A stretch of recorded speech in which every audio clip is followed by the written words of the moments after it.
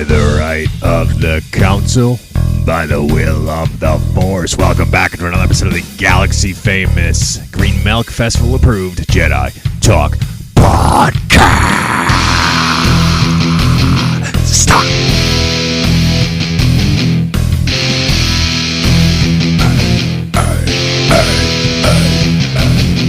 You are following us at Jedi Talk Podcast on Instagram, youtube.com/Jedi Talk. I promise we'll be back with video. It's truly not because we're lazy, but we'll be there. Follow us somewhere on Facebook. We're most active on Instagram and Facebook. My God, you know, the freaks over at FreakNet Studios and Travis T set up a Discord for us, but I unfortunately never fucking touch it, and I probably miss out on some listeners, so maybe you should go over to Discord, but I'm only one man. And speaking of one man, I am Atomica here on the High Council this evening. And joining me as always to my right, nobody. And joining me always directly across on Zoom in Chicago, also nobody. It's a solo Tom show, so you either stopped listening or you're very happy right now, or you're just I'm going to give this guy a shot. But thank you for joining. This is Jedi Talk Podcast. This is just an iteration. We're not alone quite often, or I'm not by myself often. Sometimes I won't even do a show when it comes to that. But we promised getting back on the release schedule after we were sort of all in person. But man, is life just kind of kicks in the ass, right? Shit happens. How have you been doing, listening audience of Jedi Talk, known and unknown? How are you? Truthfully. I want to know. My week has sucked. But that's just life. That's what people say, right? But I'm here for Jedi Talk, and I wanted to do it too. Just a little bit of a distraction, you know?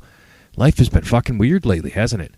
And even not the main stuff in like that's being thrown into our faces on top of the regular negativity that's out there all the time. You might have something personal going on deep down inside that nobody can see. What are you holding on to? That nobody can see. It's that silent whatever you're holding on to. Just hang in there. Jedi Talk is here for you while others are not here for us. Particularly Atomica today.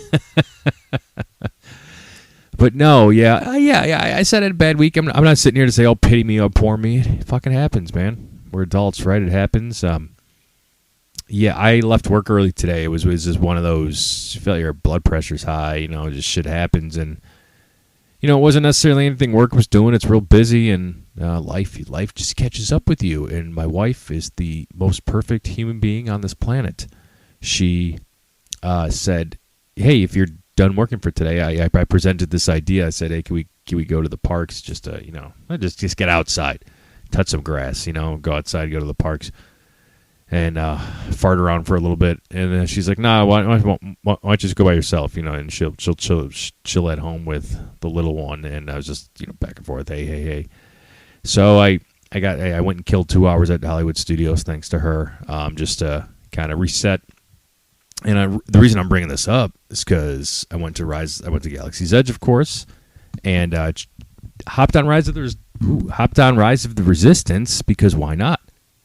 Rise of the Resistance, as I parked at DHS, was 50 minutes. So it's under an hour. Please, I'll take that. Take that any day of the week for Rise of the Resistance. The best ride at Hollywood Studios, arguably. I believe it's still the greatest attraction at Walt Disney World, period. Although it just lost, I don't know the name of the awards, but Monsters Unchained knocked Rise of the Resistance off of like a dark ride award for theme parks. So, and I don't disagree with that. But we're talking about today, Rise of the Resistance on September the 18th. So I showed up, I parked at Hollywood Studios, the Buzz, it goes Mickey and Buzz on that left side, so the further parking lot. So, whatever, I was by myself, so I'm chugging along. I'm firing, I got headphones in, listening to heavy fucking metal. And walking in, I just beeline it to Galaxy's Edge. Like I said, when I got there, Rise was posted 50 minutes. Let's go. Once I got to Rise of the Resistance, I actually physically got in front of the ride. 40 minutes. Even better. And I got in line, just kept walking and walking, no stopping outside, so already a win. You know, once you get into the actual cave part of the Resistance caves over there at Galaxy's Edge, already a win. Got to see the backside of water, you know, that wonder of the world, especially on Batuu. It's even more special there. Water features. Every queue needs a water feature. Somebody go to Walt Disney World Magic Kingdom, go to the Little Mermaid's queue.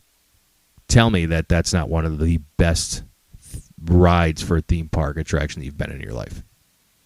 It's for Little Mermaid. It just tells the story of her movie, the cartoon. Go. I'm being serious. I'm not. This isn't a joke. You know, water features make a fucking queue.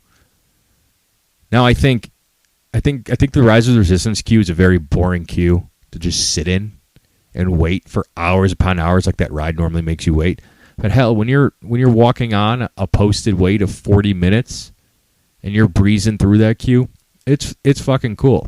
Because the story is you're going to the secret Resistance base, which you better not tell the Kylo or the First Order.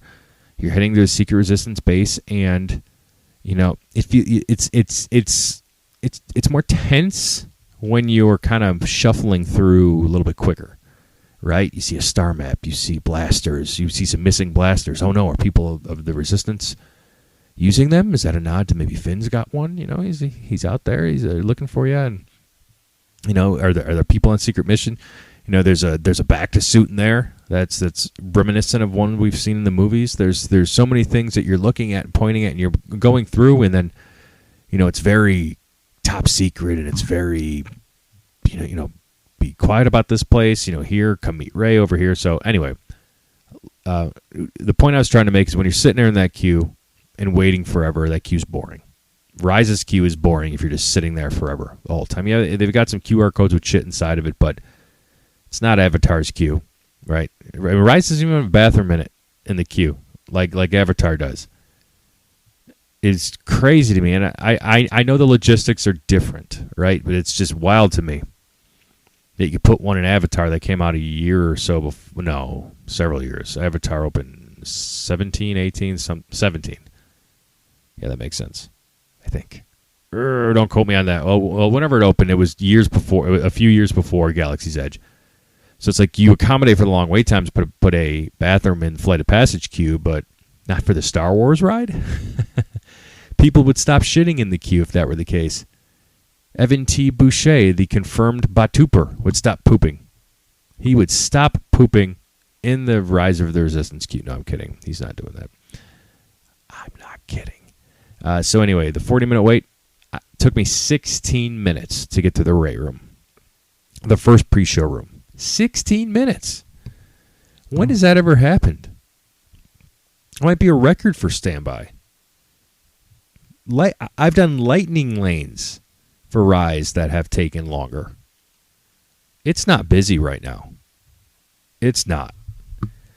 I at Disney World, particularly, I don't know if that's a telling of the economy. I don't know if it's. I mean, it is slow, quote unquote slow. You know, kids are go back in school, right?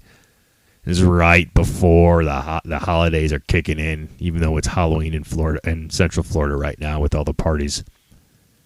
But it's about to pop. It's about to get at least significantly busier. I don't know if it'll be super busy or just people spending less money or not so many international visitors. I don't know.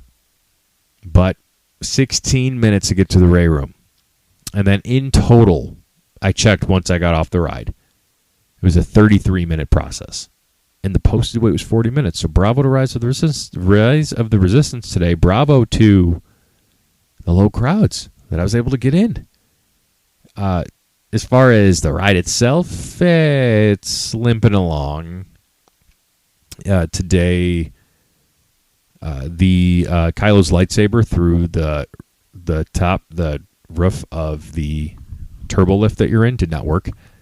We stalled a little bit before the AT-AT room because the music did not work from the point where we went from the probe droid scene, and then when the troopers were firing at us after the probe droid scene, there was no background music. There was no score being played to that. So like we stalled right before the AT-AT room, and then as we went into the AT-AT room, the music came back. It was really, I don't think I've ever actually gone through without any background score on Rise before. But then we made it through. Made it through. Most things hit. Like I said, the saber coming through did not. Kylo was in A mode, so that was nice. Cannon still never going to work. I mentioned last week I went to Disneyland and they didn't work. So got off the ride 33 minutes. 33 minutes, but that ride's still not firing on all cylinders. Particularly those cannons. Now the cannons aren't a make or break, but they make that scene a lot better. You're not guaranteed you're going to get A mode Kylo when you go on Rise. Sorry, it's just a thing. You're not guaranteed that. But there's been tons of times I'd heard A mode. There was a long time, I don't know how long ago. Go back and listen to old episodes. I'm telling you, every time we'd go on the ride, it was B mode Kylo, B mode Kylo. And if you don't know, spoiler alert, B mode Kylo is when at the end of the Rise of the Resistance, when the Kylo animatronic doesn't work with that force pull scene, and when the TIE fighter blows a hole in the side of the Star Destroyer, and he flies out, and that basically saves you. When Kylo's animatronic doesn't work, he comes up on his TIE fighter on the screen, on you looking out in space, and then he crashes, and then you go through. It's fine. It's when you know what you could get, it's like, all right. And after we got B mode Kylo for the first time, I was like, oh, that's so cool to see. I don't need it again. I'd rather take A mode. So my question is for you, listening audience, and the ones who frequent Disney World or come once, twice, or a couple times every few years, or once every few years, would you be okay missing out on Rise of the Resistance for a trip if it meant it was going to go through a lengthy refurbishment to get some of these things fixed? This is a complicated ride system. I mean, there's countless and pretty good YouTube videos out there that like explain how Rise of the Resistance works. I'd suggest you go check them out. It's a complicated ride system. Somebody wears a hat and they're not paying attention. The hat gets bumped down on a trackless ride. You fucked. It's going down. Happened on Remy's Ratatouille adventure, right? Somebody loses a hat, gets caught in the track, and you're screwed. It's all over from there. So would you support a very long term? I'm talking about a whole year. Jurassic Park River Adventure over at Universal Orlando is going down for like 10 months next year. Everyone's speculating. You're like, are they changing it to Jurassic World? Like, you think they're doing that without announcing it? No. What I'm hoping they're doing is replacing some of those crabby ass old dinosaurs with the same dino but updated animatronics. Those things. Do you ever see the Velociraptor when you go up the hill? Oh boy. It looks like one of Brad's exes. Yeah, I'll say that. The Velociraptor. Yeah, I'm saying about that because Brad's not here. Yeah, easy shot. He's getting married tomorrow, and I am drinking some Blacken, so we'll toast to Brad. Congratulations to him and Holly on finally tying the knot. He's only been talking about it on this podcast for over 10 years. Damn, Brad. Damn. If he even listens to this. It's all in good fun, but congratulations. Maybe that's not why he's here. Maybe he's living it up. Time went off, right? He's going to see the Empire Strips Back. That's it. That's why Brad's not here tonight. Just shit happens. Shit happens. That's why you're only getting Tom tonight. So if you stuck around so far, so long with me. But would you support, jumping from one topic to the next, would you support a long-term refurbishment for Rise of the Resistance? I think it needs it. Tell me where I'm wrong. I mean, this ride's been not doomed, but Kyle said, I don't know if he said it on the show, but he rope dropped when he was here for his trip. Rope dropped Rise of Resistance and early entry because he was staying on property for Disney, and the shit was down. And it's so rare, and I said it too. It's so rare that ride's up. So, but in any event, how would you be okay with a long-term refurbishment? I would. Let us know. Jedi Talk Podcast on Instagram, youtube.com. Tell us in the comments of this non-video episode. I mentioned Universal Orlando, and this hits home locally, and I'm still a little in shock about it, but I can't imagine what the shock is to the family that this happened to. There was a gentleman in his 30s. I feel weird saying the name of the family or the gentleman who lost his life tragically, but if you want to look it up, it's plastered all over the internet. You can find it, so it's up to you. But a freak accident happened at Epic Universe, the brand new Universal Orlando's theme park, and locally, it just you can't get away from it. But yeah, because it's a freak accident, it's tragic. It's horrible to hear. But if you haven't heard, Stardust Racers is a new roller coaster at Epic Universe, and this, I think he was early 30s, 32 maybe, which is crazy. But the report came out that this man was unresponsive on Stardust Racers and ended up passing away and dying. And it's crazy to think, taking those things for granted, and everyone, and I saw many people when they first saw this story, the headline, they were like, oh, if you're in 70s, 80s years old, and you have high blood pressure, 90-year-old person shouldn't be going on this with high blood pressure, right? And first off, it's on the own fucking individual to decide where they want to go.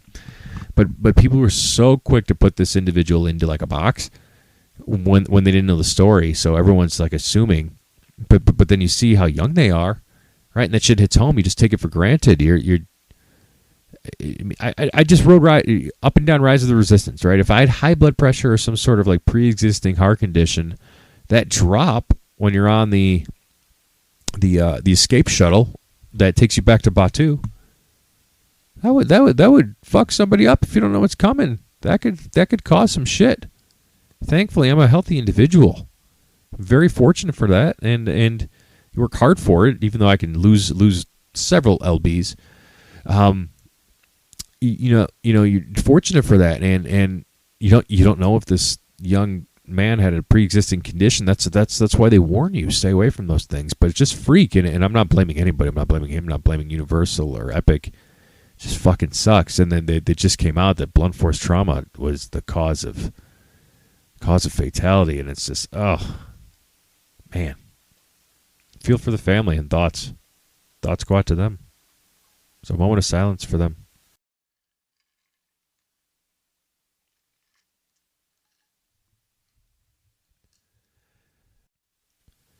To get us back on track, quick little notes and nuggets. Just Star Wars news this week, right? Did you guys see the Starfighter update?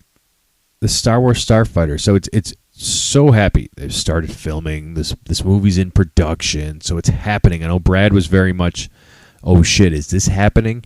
But it is. Shawn Levy is sharing some items with us, right? We got that picture of Ryan Gosling and the Flynn Gray filming on location. Of them starting, they were on a land speeder, and this week we get a behind the scenes shot of Ryan Gosling and Flynn Gray filming on location in the Mediterranean. My notes here say Mediterranean boat scene, but it's not a boat. They were obviously filming in the Mediterranean, and Shawn Levy dropped a nice little behind the scenes picture for us. I love that. I love that shit, especially with Star Wars. I like seeing that. Not too much. Okay, because too much will give it away. Give it away now. It's too much could be overkill, right? And me particularly gets to a point, especially with the movies I cannot wait to see. One or two trailers, then I'm out. I do that a lot with the Disney Plus shows. I did that. My daughter was around the corner from being born before Ahsoka came out, but with Ahsoka, like the one or two trailers and TV spots, I stay far away from. I'm not going to touch it. I'm going to talk about Mando and Grogu in a little bit, and I didn't look completely into it, but there were like spoilery stuff about it this week that I even stayed away from. So, but Starfighter showed that behind-the-scenes picture in the Mediterranean, and first and foremost, I'm like, great, no volume. That was the first thing I thought of when that picture was posted. I'm staring at it. I'm like, is that the volume? Is it real? Is it? But it was confirmed. It's on location filming, so love that. You gotta love that. Star Wars needs to, lean, and the volume is fucking awesome. That. What they've done with that, especially for like Disney Plus streaming shows and The Mandalorian in particular, amazing. That some perfection in The Mandalorian. It's great. But one of the best things about Andor is the practicality of it all, and how great it looked. Regardless of what you thought about the show, Kyle, you invalid, the practicality and the set pieces and the on location, it looked so good. It looked like Star Wars. It was beautiful. Guess what? The Halcyon looked like Star Wars too. Okay? I hate talking about the Halcyon now. It's over and done with. It's on. But I've seen so many people this week just still ragging on. Because somebody decided to build the cabin in their room, their house, I guess, or it's an Airbnb. I don't know. Good for them. Fuck yeah. The fact that you could do that, fuck yeah. And it looked good, the pictures I saw, but a couple of the Disney sites picked it up, and then I don't know why, you just go into the comments, and it's just so funny. It's just the things that they say that doesn't look like this, doesn't look like that. I kiss my ass sideways, Sally, you piece of shit. I just getting off the beaten path with it. But Andor looked great. It all looks great, except for the Power Rangers Vespa scene in Book of Boba Fett. What the fuck was that? Okay. Come on. And even like that, yeah, Book of Boba Fett had some weird stuff that even me is like, is that Star Wars? You remember like the Fennec Shand get worked on, like getting fixed, and there was like that weird ass droid music in the back, like bam. I was like, am I in Hogus? I'm not drunk, but I feel drunk. Weird shit. How excited are you for Starfighter? It's a confirmed standalone story set 5 years after the rise of Skywalker. So it's a standalone story. So they don't want it. They don't want anything to do with, I guess, the Skywalker legacy of things, right? 5 years after Rise of Skywalker. Okay, is there peace in the galaxy? First off, love this. Absolutely love the time period. I want new Star Wars. I want to give us time periods that have not been touched yet. Everything else before this has pretty much been touched or mentioned, right? We don't know anything past episode 9. Kyle's favorite fucking movie. You idiot. Who the fuck says their favorite movie is episode 9? The highs in that movie are awesome. When Rey reaches out and talks to all those Jedi, man, when I heard Ahsoka's voice and it was Ashley Eckstein, yeah, that was a moment for Tom. Yeah, fuck yeah, like, oh my god, that's so cool,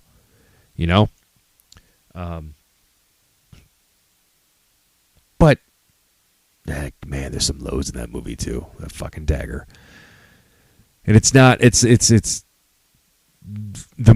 longer I go with that movie, and I'm not hating. I'm not hating. I will defend it. I love all Star Wars, but not at the top of my favorites. So anyway, it's just another reason for me to get on Kyle, right? But 5 years after Rise of Skywalker, it could be anything. The potential for greatness here, and these standalone stories with Star Wars are good. The galaxy is enormous, right? It's enormous. Expect new planets, expect new people, expect new stories, expect new force powers, maybe. Not everything needs to be connected to the Skywalker family. They had a big part of the galaxy, yeah, especially that Anakin guy, and that Luke guy, and Leia, top of the food chain. I'm going to get into all of them, including Padme, in a little bit. But think about, outside of that tiny little bubble, even though it was Empire versus Rebellion, Empire, and then the First Order versus the Resistance, there's more going on after all that. All that's done. It's done. The wars are over. Is there anything in particular you want out of it? Like, it's okay. It's five years after. We got big cast, huge cast. Ryan Gosling, Amy Adams, Mia Goth, Matt Smith, many more announced. Who do you want it to be about? This Starfighter could be about anything. It could be about this Flynn Gray's character fighting stars. Literally. It could literally be about fighting stars. It's not going to be. I don't think any Force sensitives are fighting suns. Is there a Legends story out there where some Force wielders fighting against suns? Probably not. Well,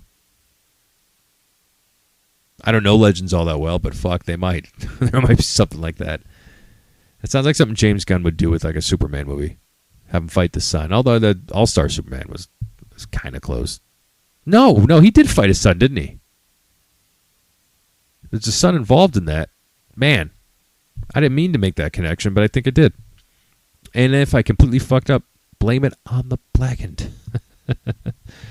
This movie is scheduled for release on May 28th, 2027. Here's another question for you. Let us know. DM us.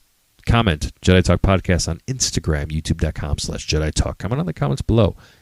Do you think this movie's coming out on May 28th, 2027?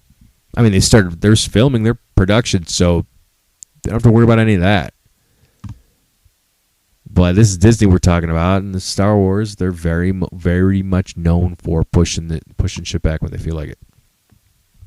I personally think this sticks.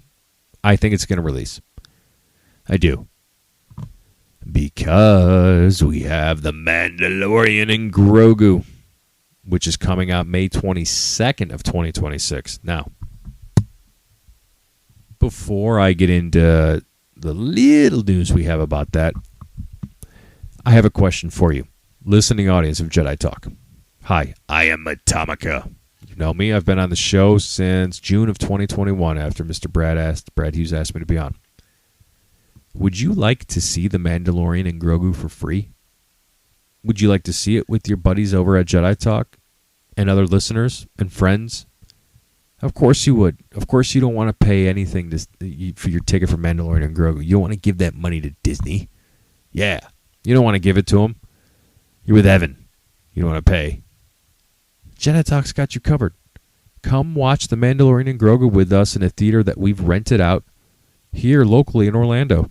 I've got the details for you. It's going to be the night it releases, literally. The quote-unquote midnight showing. You want to go? Let us know. The list is starting to fill up. Not going to lie, but let us know. There's spots available. We have accommodation for multiple. Like I said, we rented a theater. I'm not kidding. Wish I were. Not kidding. Let us know. You want to come? Let me know. Hit us up. Jedi Talk Podcast on Instagram.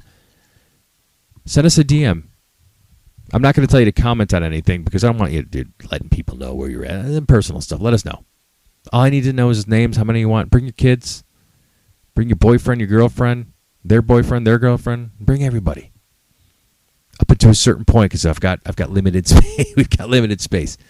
And Jedi Talk isn't anything. We just want to somehow give back and say thanks. And make a very special experience for The Mandalorian and Grogu because at least for me and I can't speak for Brad and I can't speak for Kyle. Kyle's my best friend. He's been my best friend for over 25 years, but I can't speak for him mainly because I'd sound a lot better than him. But Jedi Talk has been such just a blessing for me to be able to be a part of this and be able to talk Star Wars even when I'm wrong and sound like a fat idiot. And then the fact that there are people, even if it's just a handful, even if it's just one of you out there who I don't know, and there's several of you I don't know. But it's just like if it was just one person, known or unknown, who download, listen, and who enjoyed it, I would feel fulfilled. And the fact that there's more than just that, of those of you who reach out, who give us praise, or even give us shit, sometimes rightfully so, and sometimes not. I love every bit of every one of you because of that. And it's just thank you for listening, thank you for the downloads, thanks for the likes, the interaction. This is just a way, I think, for us to say thank you. You know, we're a weekly podcast. We don't make any money on this. You know, we make peanuts on YouTube. We are monetized on YouTube. I pat ourselves on the back for that. You know, and our episodes will hit. You know, several years ago when we had the former Star Wars Galactic Star Cruiser performers on, yeah, those were hits. You know, in other shows we have our hits. YouTube will pay a little bit based on that, but it's nothing. So I truly mean we don't make any money on that. So definitely not making money on what we would do with Mando and Grogu.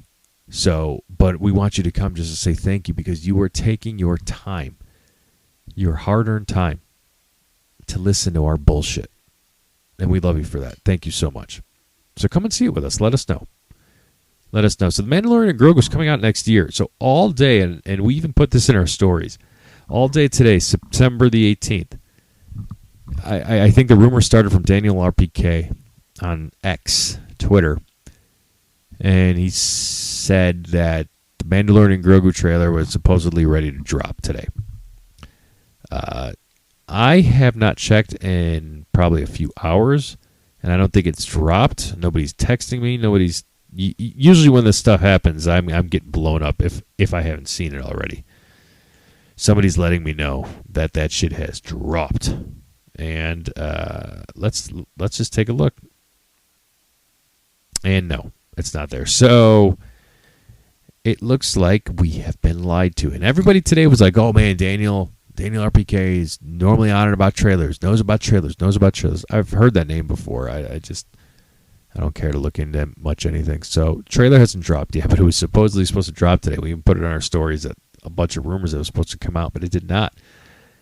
Now, I'm not going to talk about the Jimmy Kimmel thing, but the only thing I'm going to mention is I wonder if Disney is weary of the pushback they're getting. I see a lot of people are canceling Disney Plus and they're boycotting Disney Plus because I'm not going to talk about it. We're not sitting here. We're not going to talk about that bullshit. But I wonder if I'm just speculating. I wonder if Disney Plus or I wonder if Disney gave the call to Lucasfilm not to post it right now, just to let things settle. You know, I wonder if they pulled that back. It's possible. I mean, it sucks if that's what they did because, man, it just a distraction would be nice. Right? You know, and the rumor also was that it's a different trailer than the one that leaked from Celebration and any cons that was shown at. And I saw it. I watched the leaked one, and that's still not the same. Even if they released that trailer in HD, I'd be happy about that. Zeb looks good. You know, outside of those high definition images that they released of the Mando and Grogu movie. So, more news on this movie this week. I just want to say potential spoiler alert, okay? And I'm only going to mention one thing. This is the only thing I saw on accident. But there was apparently a new synopsis leak. It was posted, but then went away. And one of the biggest things that came out of there is Grogu was described in the synopsis leak for this movie as the Force's heir in the galaxy. Now, what could that mean? Is Grogu is the balance of the Force now hang with Grogu? Right? Is it unbalanced again? You know. With the heir to the Force, it's basically the Force continues on and lives through him. The Force continues on and lives through Grogu. So then what the fuck is Rey and Finn and all that other shit about after the fact? But she is a Palpatine, and she's Force sensitive, but she's like evil Force sensitive, right? I'm excited. I'm just excited for Star Wars to be back in the movies. First time since Christmas time, 2019. So much possible. I know. Sigourney Weaver, who's in the movie, confirms that the film's tone and the world is, well, different from Andor. Well, of course, I would want it to be. I don't want the Mandalorian to be about like Andor. As great as Andor was, all the shows can't be like Andor, and it would get boring, be predictable, and it'd be very boring. Yeah, no, thank you. Glad that it's different. That's even some criticism. People are like, yeah, Andor's great, but Star Wars is the Force. It's it's lightsabers. It's all that jazz. And yes, Andor, where it sits, it's perfection. It's my favorite Disney Plus show. It's like tied with Ahsoka because, goddamn it, I'm a big Ahsoka Tano fan, but Andor kind of wins it hands down. So come see The Mandalorian and Grogu with us on May 21st. The official release date of this movie is the 22nd, so you're seeing the midnight showing. And we call it the midnight showing, but it's not. It's like at 6:30, 6:45. It's yeah, they've changed that stuff up. I'm not going to say why. But if you're around the time Dark Knight Rises comes out, you can put two and two together. And speaking of more immediate releases of Star Wars content, we've got brand new content coming out tomorrow, the 19th of September, or today, whenever this releases, September 19th, no later than. We have Lego Star Wars Rebuild the Galaxy, Pieces of the Past. Now, as your resident ginger and one of my favorite Jedi, Cal Kestis is going to be in this, and he's being voiced by Cameron Monaghan. That's fucking cool. That is so cool.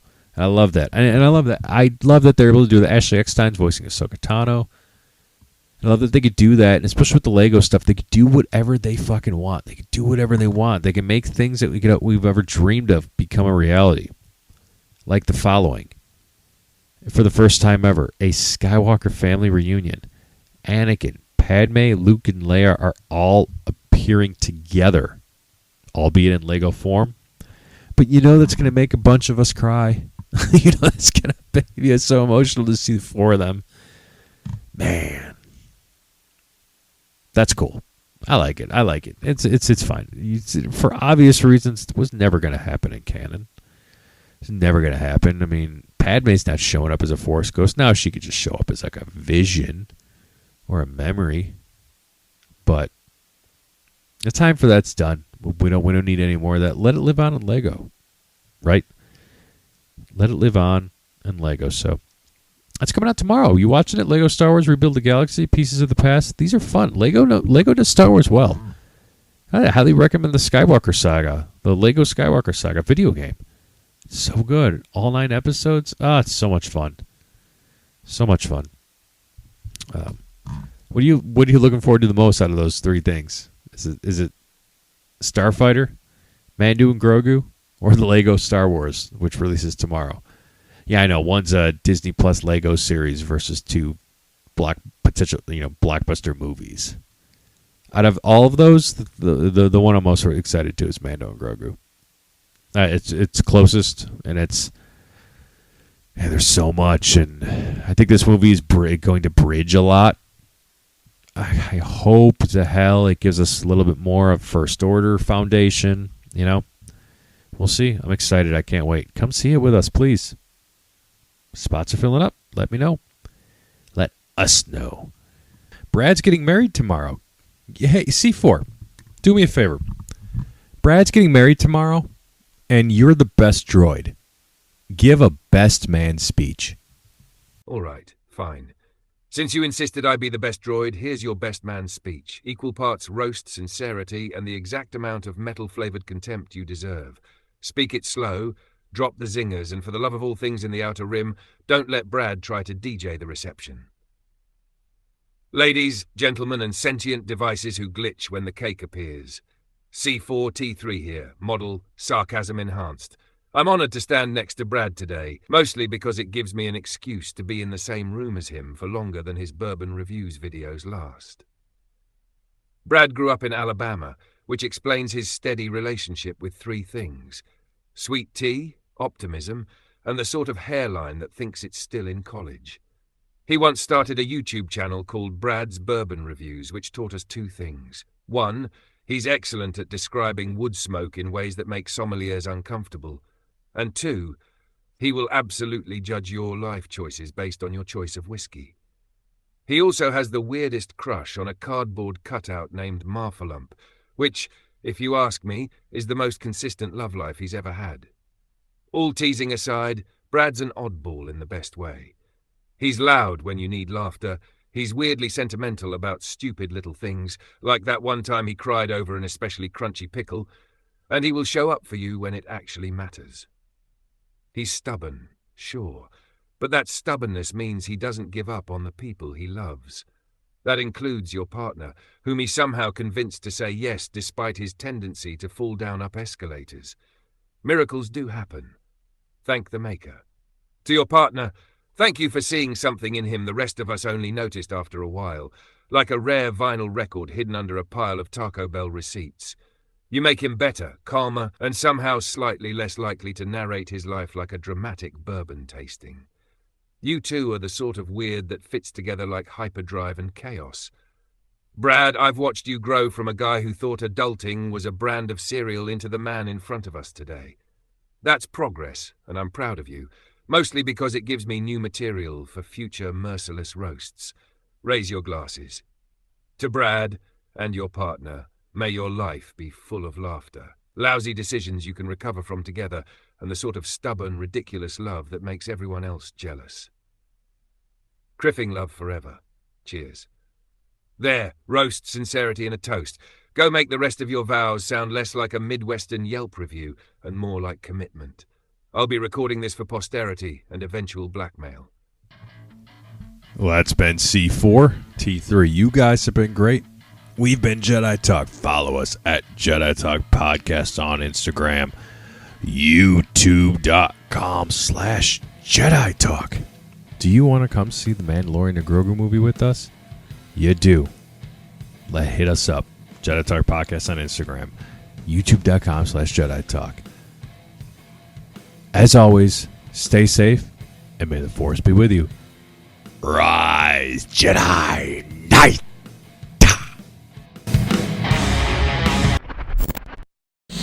Whoa, whoa, whoa. Hold it right there. Oh, that Peter Dinklage cosplayer Kyle isn't getting off that easy. I'm cutting the outro song off at his solo, because it's dreadful. Honestly, it sounds like a malfunctioning moisture vaporator grinding rocks. He should feel bad. In fact, he does feel bad. Mostly because he still carries that 4th grade kickball participation ribbon in his wallet like it's a Medal of Honor. And Kyle, next time you skip an episode, I'm wiring your holo profile directly to Jabba's dating app account. Good luck explaining that one, sweet cheeks. Now close it down, sweet D.